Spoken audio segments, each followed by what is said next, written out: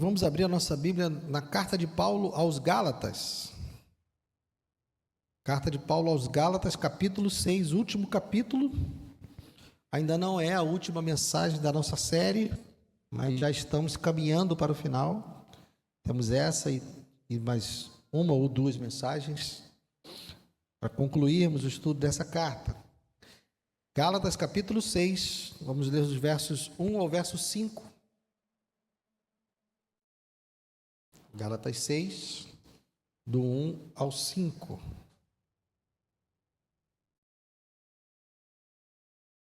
Diz assim: Irmãos, se alguém for surpreendido em alguma falta, vocês que são espirituais, restaurem essa pessoa com espírito de brandura, e que cada um tenha cuidado para que não seja também tentado.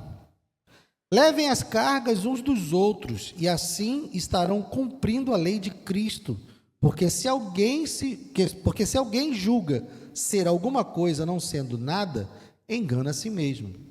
Mas que cada um examine o seu próprio modo de agir, e então terá motivo de gloriar-se unicamente em si e não em outro, porque cada um levará o seu próprio fardo. Pai amado, obrigado, Senhor, pela Tua palavra. Abençoa-nos nessa noite. Fala conosco, Senhor, eu te peço. Que eu não seja um obstáculo, que eu não atrapalhe o Teu falar, porque a Tua igreja precisa ouvir a Tua voz. Alimenta-nos, Senhor, por favor, eu te peço, em nome de Jesus. Amém. Pode sentar, querido.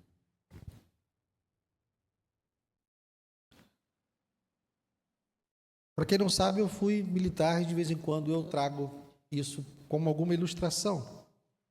Alguns anos atrás, nós usávamos nas Forças Armadas um fuzil chamado FAL,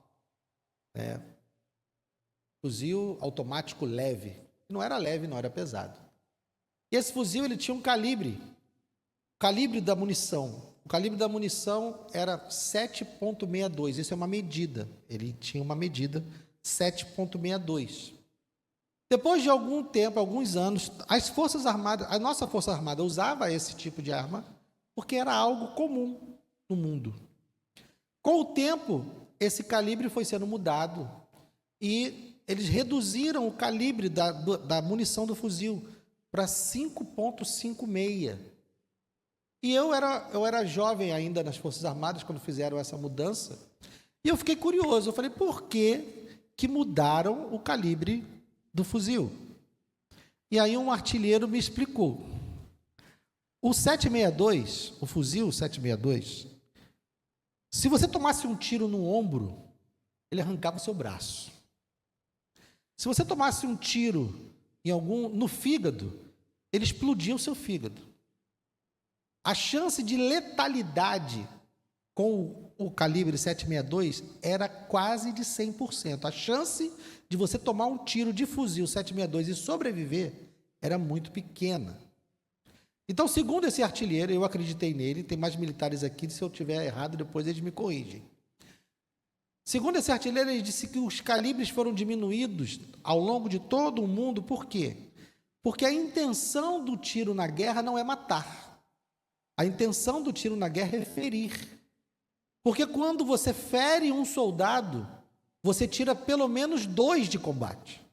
Você tira o soldado ferido e você tira pelo menos um que vai parar para socorrê-lo. E às vezes 2. Então, você ter tiros letais na guerra não era interessante, porque cada tiro só tirava 1 de combate. Quando você feria alguém, então o calibre menor era apenas para ferir. Quando você feria alguém, você tirava 2 ou 3 de combate, porque na guerra um soldado sempre iria socorrer o outro soldado ferido. Estou dizendo isso por quê? Porque existe uma frase que é muito dita por críticos da igreja, por pessoas que são da igreja mesmo e que, infelizmente, em muitos casos, é uma verdade. A frase ela tem 2 variações. A primeira versão é: a igreja é o único exército que deixa os seus feridos para trás. Essa é uma frase. A outra versão é: a igreja é o único exército que mata seus próprios soldados. Quando nós olhamos aqui, então, para o texto e para o início já do final da carta que Paulo está escrevendo aos Gálatas, nós vemos aqui de que maneira o amor que Paulo está falando, de um amor espiritual que é o cumprimento da lei, de que maneira esse amor ele é aplicado na prática, na vida comum da igreja. Fazendo uma pequena retrospectiva, nós vimos que a carta aos Gálatas se divide em 3 partes. Os 2 primeiros capítulos, Paulo defende o seu apostolado, porque essas eram as acusações dos falsos mestres que estavam infiltrados na igreja da Galácia. Para você ter todo o contexto, é preciso que você, se você não viu as mensagens anteriores, vai no YouTube, vai no Spotify, você vai poder ouvir as outras mensagens, mas, resumidamente, os falsos mestres estavam tentando convencer os irmãos da igreja da Galácia que eles, além de crerem em Cristo, eles também precisavam se circuncidar e cumprir os ritos da lei judaica. E atacavam Paulo, porque quem evangelizou aqueles irmãos da Galácia foi Paulo. Então, esses irmãos judaizantes, esses falsos mestres judaizantes que se infiltraram na igreja da Galácia, precisavam, então, minar a confiança que aquela igreja tinha em Paulo para poder convencê-los a fazer o que eles estavam dizendo. Então, a primeira acusação que eles fizeram é que Paulo era um apóstolo de 2ª categoria, ou até mesmo um falso apóstolo, que ele não era, de fato, um dos 12. A segunda acusação é que Paulo pregava um evangelho diluído, um evangelho de facilidades. E a terceira acusação é que esse evangelho de facilidades conduzia as pessoas a uma vida de pecado. Então, Paulo faz essas 3 defesas. Capítulo 1 e 2, ele defende o seu apostolado. Capítulos 3 e 4, ele apresenta qual é o evangelho que ele prega, mostrando que não há nenhuma diluição, e sim, é o evangelho que é ensinado desde o Antigo Testamento.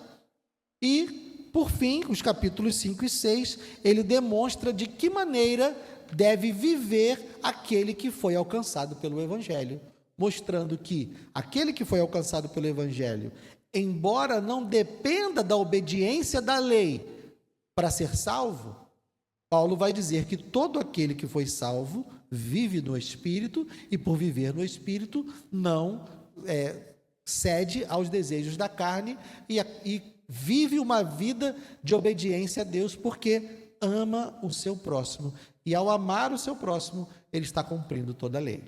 Então, agora, no final da carta, no capítulo 5, ele trabalhou como um cristão individualmente, descreveu a luta que há dentro de um cristão, a luta entre a carne e o espírito, disse como é o coração e como é o desejo e a intenção de um cristão individualmente. E aqui, a partir do capítulo 6, ele vai nos trazer, nesse trecho que nós lemos hoje, de que maneira esse amor se manifesta na prática. Então, ele começa o seu texto dizendo: se alguém for surpreendido em alguma falta. O que Paulo está nos dizendo aqui é: cristãos genuínos, cristãos verdadeiros, homens e mulheres que são realmente convertidos, que nasceram de novo, que vivem no Espírito, ainda assim vão falhar em algum momento. Eu e você sabemos disso melhor do que ninguém. Eu posso não saber das suas falhas, eu posso não saber dos seus pecados, você pode não saber das minhas falhas e não saber dos meus pecados, mas uma coisa que todos nós temos certeza é que nós pecamos hoje. Eu pequei hoje. Então, Paulo está nos alertando: olha, ainda que estejamos vivendo no Espírito, ainda que tenhamos nascido de novo, enquanto tudo não se consumar definitivamente e nós formos livres desse corpo de morte, nós ainda estamos sujeitos a pecar. Essa é uma realidade. Então, nós que vivemos no corpo, nós que vivemos na igreja, não podemos esquecer essa realidade, nem em relação a nós, nem em relação ao próximo. Todos nós estamos sujeitos a pecar ainda. Então, não espere que você vá viver e não haja como se você não pecasse. E também não se surpreenda se algum irmão cair em pecado. A maioria das vezes nós não ficamos sabendo. Os pecados que eu cometo normalmente acontecem aqui dentro. Não, você não tem como ver, mas acontecem. Mas pode ser que um dia eu caia em algum pecado, onde você vai passar e vai me ver cometendo um pecado. Você vai passar e vai testemunhar o Guilherme em uma falta, vai testemunhar o Guilherme em um pecado. O Guilherme deixou de ser crente? Não. Paulo está nos dizendo, irmãos, se alguém for surpreendido em alguma falta, ele está falando com irmãos. Então ele continua, ele está dizendo que ainda que alguém caia, que ainda que alguém cometa uma falta, é irmão. Nós não podemos presumir que alguém, simplesmente porque caiu em pecado, deixou de ser irmão. E o que nós então devemos fazer? Nós devemos restaurar. Irmãos, se alguém for surpreendido em alguma falta, vocês que são espirituais, restaurem essa pessoa com o espírito de brandura. Nós devemos voltar até ela para buscá-la. Por isso, a ilustração, a analogia em relação ao exército que não deixa os seus feridos para trás, ou que não mata os seus soldados. A acusação que fazem em relação à igreja é nesse sentido, e infelizmente é uma acusação que é verdadeira em muitos casos. Nós devemos restaurar as pessoas que caem em pecado. Mas o que nós normalmente fazemos? Ou nós deixamos para lá, fazemos vista grossa, não, quem sou eu para julgar? Eu também tenho os meus pecados, quem sou eu para ir lá e falar com a pessoa? Quem sou eu para ir e tomar prestação de contas de quem quer que seja? E a gente vê e deixa.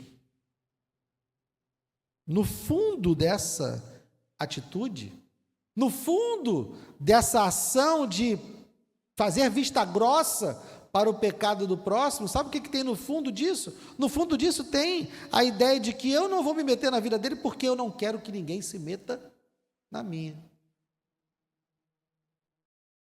Nós tratarmos os pecados uns dos outros exige compromisso. Exige que nós tenhamos um relacionamento onde um está comprometido com o outro, onde um se sente devedor em relação ao outro, onde um se importa de fato com o outro.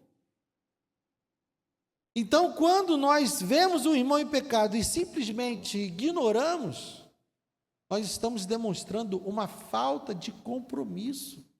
Nós estamos deixando o soldado ferido para trás. Deixa ele lá com os problemas dele, porque eu também tenho os meus problemas. Essa é uma maneira de agir. Existe uma outra, né? Não sei se vocês já viram, tem um humorista que tem um jargão que ele fala: fofoca não, pedido de oração. Porque a pessoa não vai até o irmão que viu pecar, mas vai logo procurar uma outra pessoa. Irmã fulana, nós precisamos orar, porque eu vi o Guilherme fazendo isso.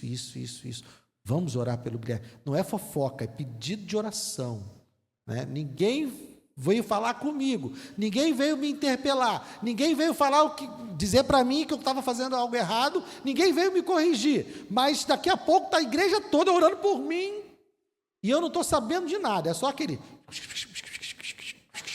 Fofoca não, todo mundo orando por mim, mas ninguém falou comigo, ninguém faz isso não, nessa igreja não tem isso, ninguém faz isso, né?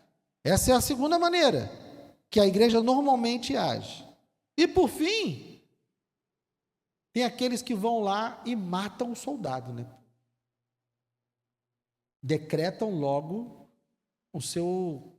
a sua falta de salvação, decretam logo que ele não presta, decretam logo que tem que se afastar, porque ele é um pecador e nós não podemos nos assentar na roda dos escarnecedores. E ainda usa o texto bíblico para se afastar da pessoa. O que Paulo vai nos ensinar aqui é que não é para fazer nenhuma das três coisas. Nós temos que buscar restaurar essa pessoa com o espírito de brandura.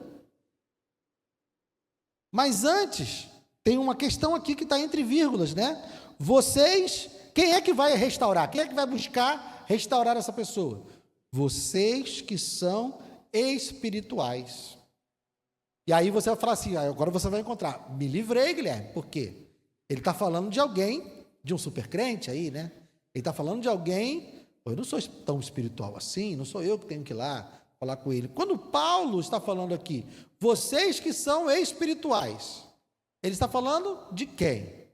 Ele está falando de pessoas que vivem de acordo com o Espírito. Volta um pouquinho aí. Quem é uma pessoa espiritual? Capítulo 5, verso 1. Desculpa, capítulo 5, verso 16. Uma pessoa espiritual é... Capítulo 5, 16. Vamos botar aqui no... Pessoa espiritual é a pessoa que vive no Espírito e jamais satisfaz os desejos da carne, porque Paulo está dizendo, digo porém o seguinte, vivam do Espírito e vocês jamais satisfarão os desejos da carne, porque a carne luta contra o Espírito e o Espírito luta contra a carne, porque são opostos entre si para que vocês não façam o que querem. Mas se são guiados pelo Espírito, vocês não estão debaixo da lei. E ele agora vai relacionar as obras da carne e vai relacionar as obras do Espírito. Nós já vimos isso numa mensagem passada. Então, Paulo está nos dizendo que aqueles que são espirituais, ou seja, aqueles que vivem no Espírito, isso é para alguns? Não. Todo cristão deve viver no Espírito para não satisfazer os desejos da carne. Paulo está dizendo que são pessoas maduras, é claro. Ele está dizendo que são pessoas que realmente vivem no Espírito, pessoas que estão realmente buscando, pessoas sem pecado? Não. Pessoas que realmente buscam viver no Espírito. Então, quando ele está falando aqui de pessoas espirituais, ele está falando numa contraposição de pessoas carnais. Se você não se identificar como uma pessoa espiritual, você automaticamente está se declarando uma pessoa carnal. Eu não creio que nenhum de nós aqui esteja confortável em se declarar uma pessoa carnal. Nós vivemos pelo Espírito. Falhamos, erramos, mas buscamos viver pelo Espírito, no poder do Espírito. Então, todo cristão maduro, todo cristão que busca o fruto do Espírito, todo cristão que busca viver no Espírito, deve então buscar restaurar essa pessoa com o espírito de brandura. É uma tarefa para todos nós, a não ser que você se considere alguém carnal. Se você não se considera alguém carnal, é tarefa sua, quando encontra alguém em pecado, não fazer vista grossa, não deixar para trás, não fazer pedidos de oração para os irmãos da igreja e não ir lá decretar a morte do pecador. O que devemos fazer é repreender o irmão com brandura. Então, Paulo aqui, desse texto, vai nos dar quatro coisas que deve haver nessa repreensão. Ele vai falar de brandura, ele vai falar de cuidado de si mesmo, ele vai falar de assumir o fardo do outro e ele vai falar de humildade. Então, quando nós formos buscar a restauração de uma pessoa que caiu em pecado, nós devemos ter brandura, nós devemos cuidar de nós mesmos, nós devemos assumir o fardo do outro e nós devemos ter humildade. Brandura, meus irmãos, amor. É tratar a pessoa que caiu em pecado da mesma forma que você gostaria que tratassem você se você fosse pego em pecado.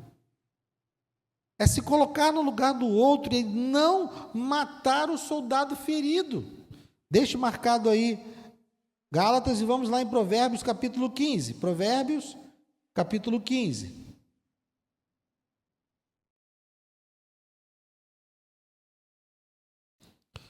Verso 1.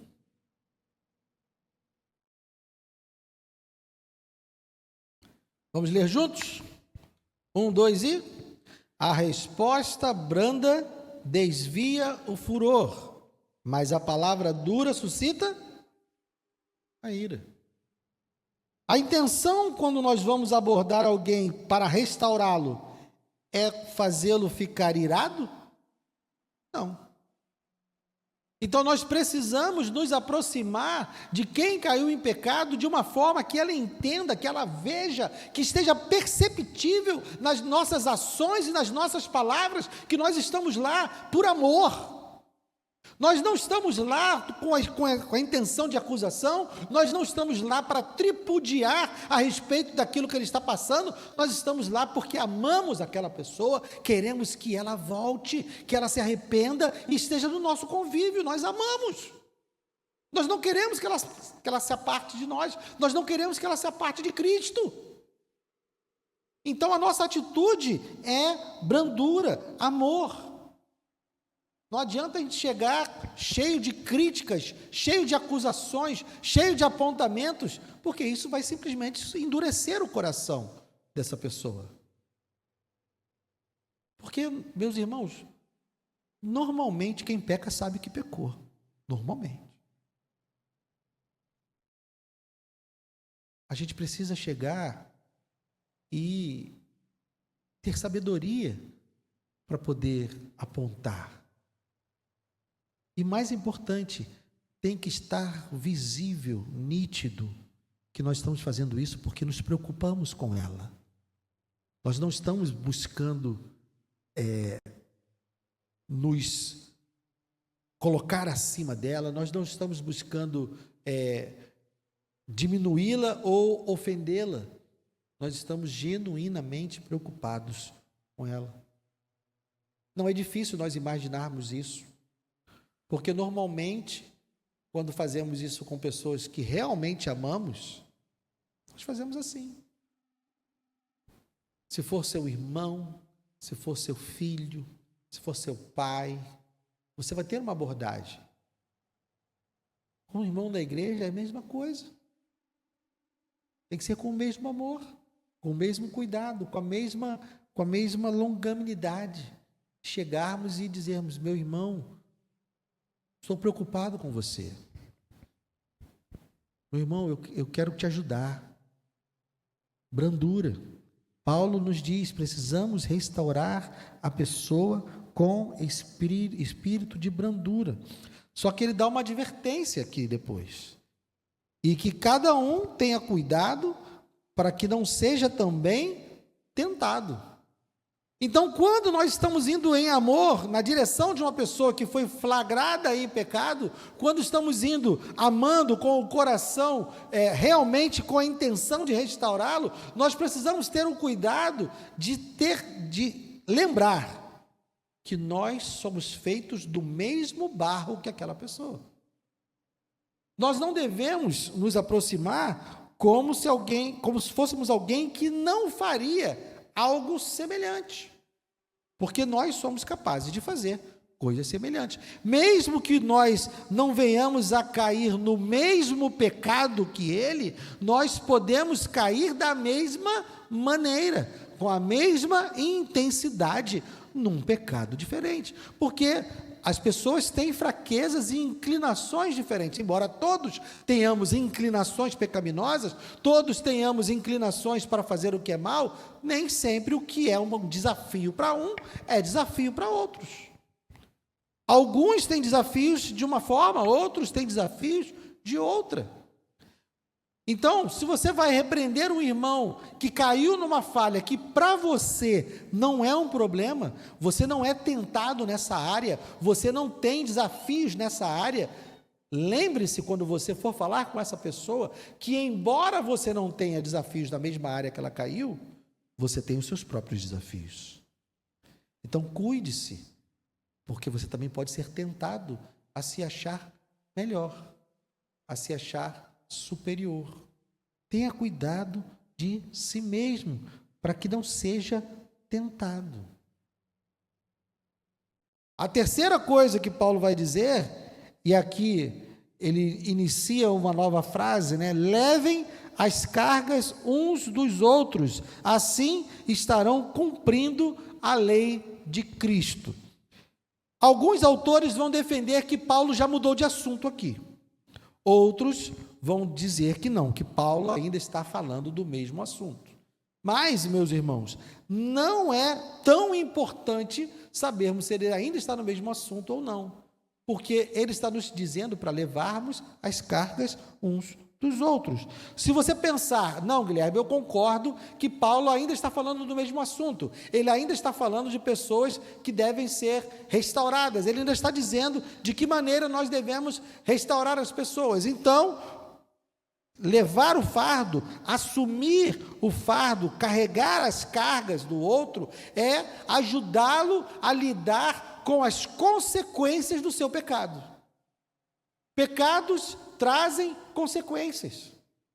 Normalmente, pecados afetam o relacionamento da pessoa com Deus, mas também afetam o seu relacionamento com outras pessoas.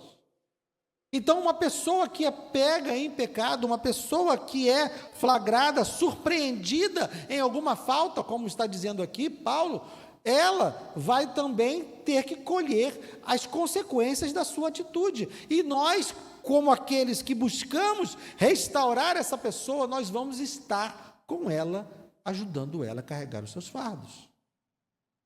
Muitos e muitos anos atrás, um irmão caiu na igreja, onde eu congregava.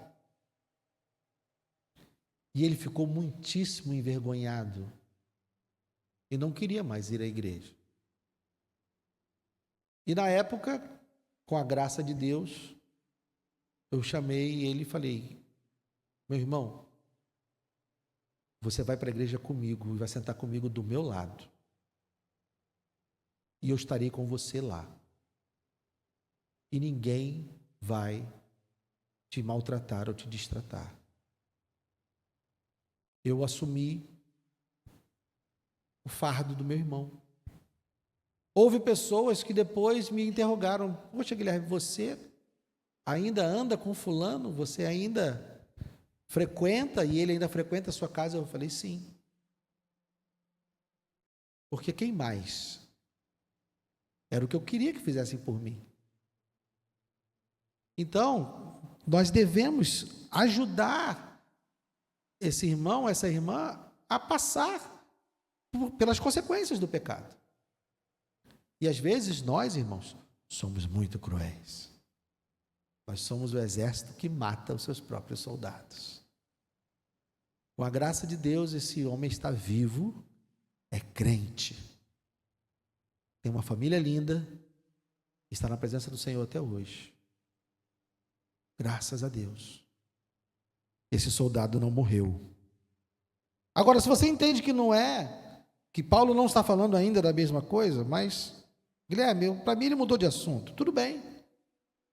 Nós devemos carregar as cargas uns dos outros, porque a vida também nos traz cargas. A vida nos traz dores. Se temos irmãos que os filhos se desviam, se temos irmãos que são abandonados pelo cônjuge, uma esposa decide abandonar o casamento, um marido decide abandonar o casamento, nós precisamos ajudar esses irmãos a carregar as suas cargas, porque há também dores causadas por essas situações. Então nós devemos nos aproximar das pessoas. Alguém que está vivendo uma dor na sua família, nos seus relacionamentos, nós precisamos estar próximo. Alguém que está passando dificuldades financeiras, nós devemos assumir as cargas uns dos outros, ajudar a carregar os fardos que a vida traz. Independente se você imagina que estamos falando ainda de restaurar uma pessoa que foi flagrada em pecado ou que Paulo tenha mudado de assunto. Eu, particularmente, acredito que Paulo ainda está falando da mesma coisa. Mas vocês percebem que essa dinâmica continua exigindo de nós compromisso? Eu preciso amar para falar com brandura. Eu preciso me aproximar e pagar um preço de carregar as cargas do outro. E a quarta coisa, então, antes de entrarmos na quarta coisa, tem algo que eu queria explicar aqui que ele fala, né? Verso 2: levem as cargas uns dos outros e assim estão cumprindo a lei de Cristo. O que Paulo quer dizer aqui com cumprir a lei de Cristo? Volta aí, 5,14. Paulo já falou sobre isso. 5,14. Porque toda a lei se cumpre em um só preceito, a saber, ame o seu próximo como a você mesmo. Então Paulo está dizendo que quando nós carregamos as cargas uns dos outros, nós estamos na prática amando o nosso próximo como a nós mesmos. Se você diz que ama o seu irmão e não se importa com as cargas que ele está carregando, seu amor é de boca, não de verdade. Nosso amor só é de verdade se nós nos envolvermos na vida uns dos outros a ponto de carregarmos os fardos uns dos outros. Isso demanda uma mudança muito radical na maneira como nós encaramos a igreja. E eu vou falar mais disso à frente. Então vamos agora à quarta coisa que Paulo diz que é preciso ter. A primeira foi brandura, amor, para tratar o pecador. A segunda é cuidar de nós mesmos, para que nós não pensemos que não vamos cair de maneira semelhante. A terceira, assumir o fardo do outro, ajudar ele a passar pelas consequências e pela dor causada pelo pecado. E a quarta é humildade. Versos 3 a 5.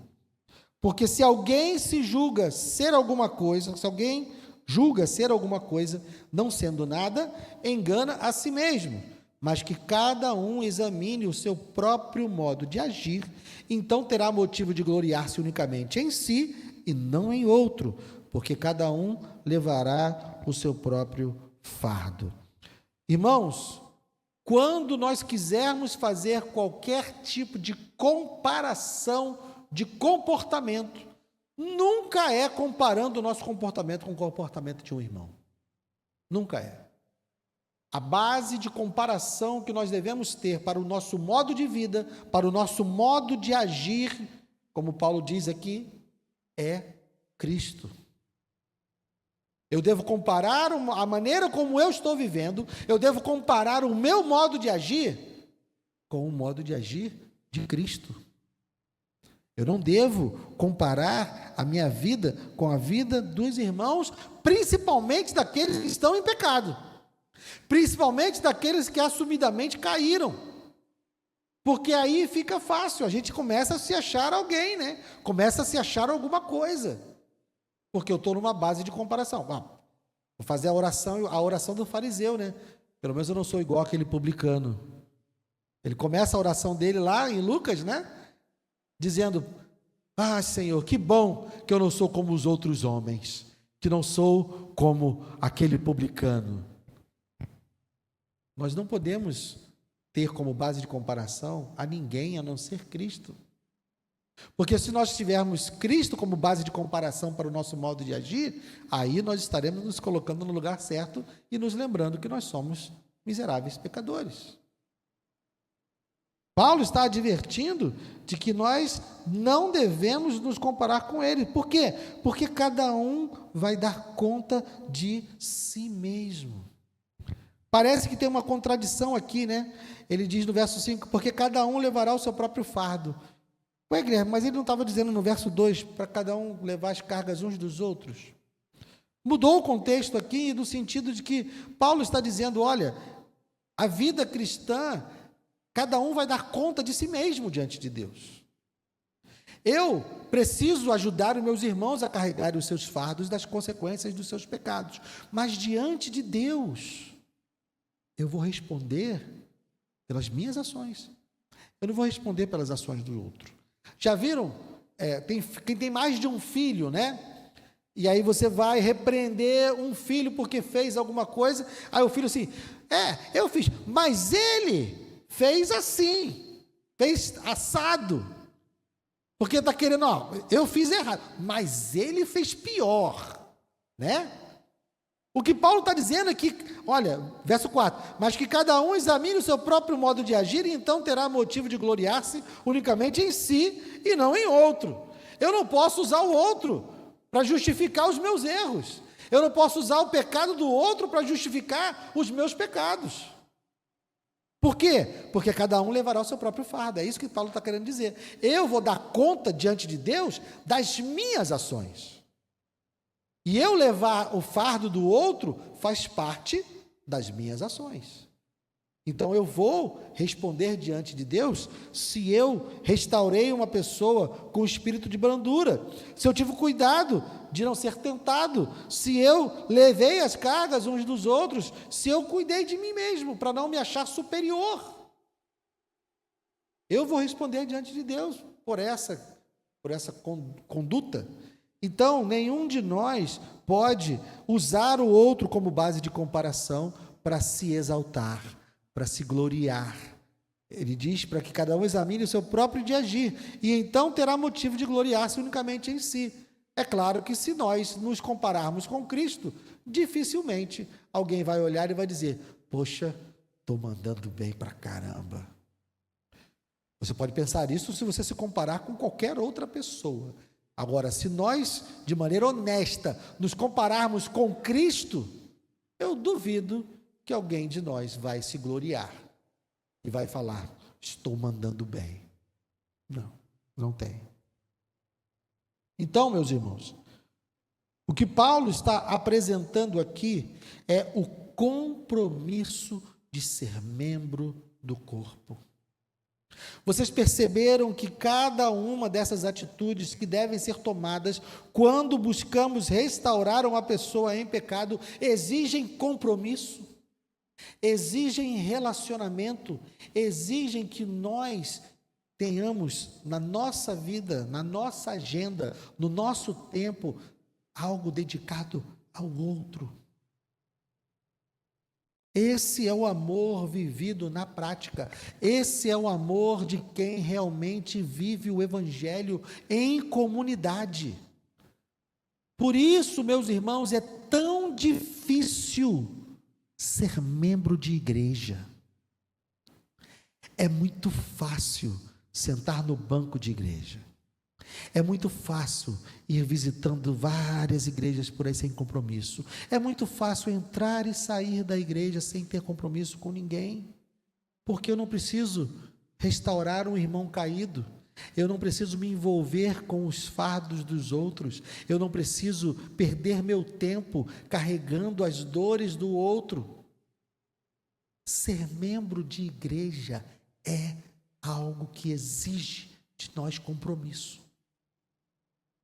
Nos dias de hoje, pela quantidade de igrejas que há por aí, é muito fácil você se sentir um cristão, você se sentir alguém que vive o Evangelho, mas não ter compromisso com absolutamente ninguém.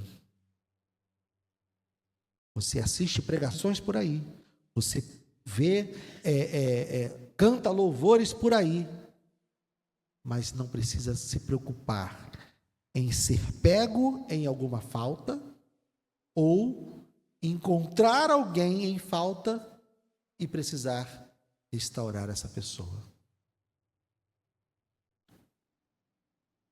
Jesus nos chamou, quando Ele salvou a mim e a você, Ele nos chamou para fazermos parte de um corpo.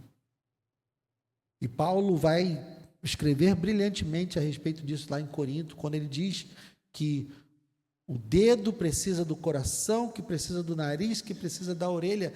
Nenhum de nós é corpo sozinho. Nenhum de nós. Deus, na sua palavra, nos diz que nenhum de nós é igreja sozinho. Nós só somos igreja quando interagimos uns com os outros num nível de um organismo vivo. E isso demanda que nós mudemos drasticamente, radicalmente a maneira como nós vemos o nosso relacionamento com a igreja. Paulo está nos chamando a viver uma vida com responsabilidade mútua. Eu sou responsável por você e você é responsável por mim. Nós precisamos estar preocupados uns com os outros. Não apenas para fazer uma visita, não apenas, é claro que isso faz parte, a nossa comunhão, nós estamos nos frequentando, nos conhecendo, mas principalmente quando há problemas, principalmente quando há pecado, é preciso que nós estejamos presentes na vida uns dos outros, porque senão nós não estamos amando de fato. Senão, nós não estamos sendo espirituais. Não importa quantos cultos você consuma, não importa quantas pregações você consuma, não importa quantos louvores arrepiem a sua nuca, nada disso importa. Qual é o seu nível de compromisso com o seu irmão, com a sua irmã? Qual é a sua atitude quando o seu irmão cai? Quando o seu irmão peca? Paulo está exortando as igrejas da Galácia a viver o evangelho que ele prega, que ele foi acusado de que o evangelho que ele pregava era o evangelho que fazia as pessoas viverem de qualquer jeito, e ele está demonstrando que o evangelho que ele prega, se for vivido de fato, leva as pessoas a um compromisso. E a mesa que nós vamos participar, meus irmãos, agora, nos lembra também desse compromisso. Nós fomos chamados para participar da mesa.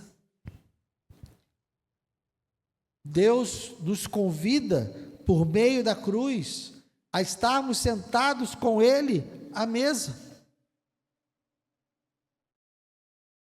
Deus não nos chama para sentarmos com o prato na frente da televisão, enquanto Ele está na cozinha, comendo. É a mesa, em comunhão. Então, quando você for participar da mesa, hoje, pense no seu compromisso como membro. Vamos orar? Pai amado, obrigado pela Tua palavra, Senhor. Obrigado pelo ensinamento que o Senhor nos dá, mostrando de que maneira nós devemos tratar uns aos outros. Como o Teu Evangelho é aplicado na prática, nos nossos relacionamentos, para que nós não tenhamos desculpas de dizer que não sabíamos o que fazer ou como fazer. O Senhor deixou claro qual é o nosso dever. O Senhor deixou claro de que maneira nós devemos exercer esse dever. Devemos restaurar os irmãos com brandura. Devemos cuidar de nós mesmos para não cairmos em tentação. Devemos carregar e levar as cargas uns dos outros. E devemos ser humildes, comparando o nosso proceder com o de Cristo e nunca com o dos irmãos. Senhor, que possamos nos comprometer de fato uns com os outros, que não seja um compromisso com uma placa, que não seja um compromisso com uma denominação, com um nome, mas que seja um compromisso com pessoas,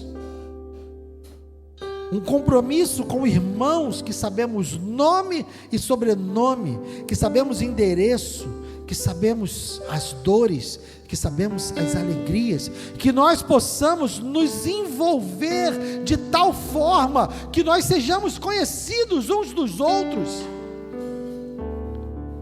e possamos nos responsabilizar uns pelos outros, nos alegrar uns com as alegrias dos outros, chorarmos uns com as tristezas dos outros, e vivermos de fato como igreja, não apenas como frequentadores de igreja. Ajuda-nos, Senhor, ajuda essa igreja do Jardim Alvorada a ser uma igreja de fato. Ajuda as igrejas ao redor, as igrejas desse bairro, as igrejas dessa cidade, as igrejas desse estado, as igrejas desse país, a serem verdadeiros corpos, onde os membros funcionam em uníssono, cada um na sua tarefa, todos unidos num propósito. Ajuda-nos, Senhor. Obrigado por esses elementos que nos lembram da razão